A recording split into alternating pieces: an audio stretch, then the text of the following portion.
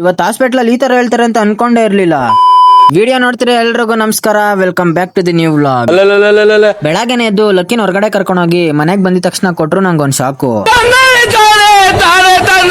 ಏನದು ಶಾಕು ಅಂತೀರಾ? ಹಂಗೆಲ್ಲ ಏನಿಲ್ಲ ಗೈಸ್, ಸುಮ್ನೆ ಹೇಳಿದಷ್ಟೇ.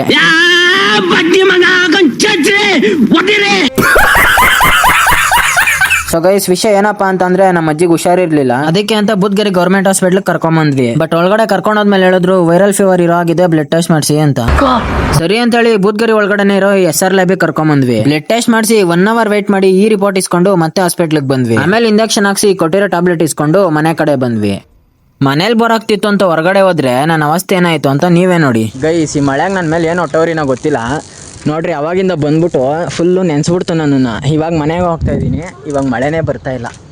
ಆದರೆ ಮನೇಲಿ ಮಾತ್ರ ಸರಿಯಾಗಿ ಮಕ್ಕೂಗಿತಾರೆ. ಮಳೇಲಿ ಹೋಗಿ ನೆನ್ಕೊಂಬಂದಿದ್ಯಲ್ಲ ಬೋಳಿ ಮಗನೇ ಅಂತ ನಮ್ಮಪ್ಪ ಮಕ್ಕೂಗಿತಾರೆ.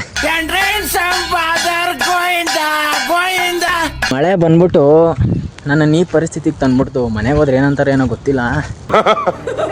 ನನ್ನ ಪುಣ್ಯಕ್ಕೆ ಮನೇಲಿ ಎಲ್ಲ ಮಲಗಿದ್ರು, ಯಾರು ನೋಡಿಲ್ಲ. ಸಂಜೆ ಸ್ನಾನ ಮಾಡ್ಕೊಂಡು ರೆಡಿಯಾಗಿ ನಮ್ಮಮ್ಮ ನಾನು ಇಬ್ರು ದೇವಸ್ಥಾನಕ್ಕೆ ಬಂದ್ವಿ.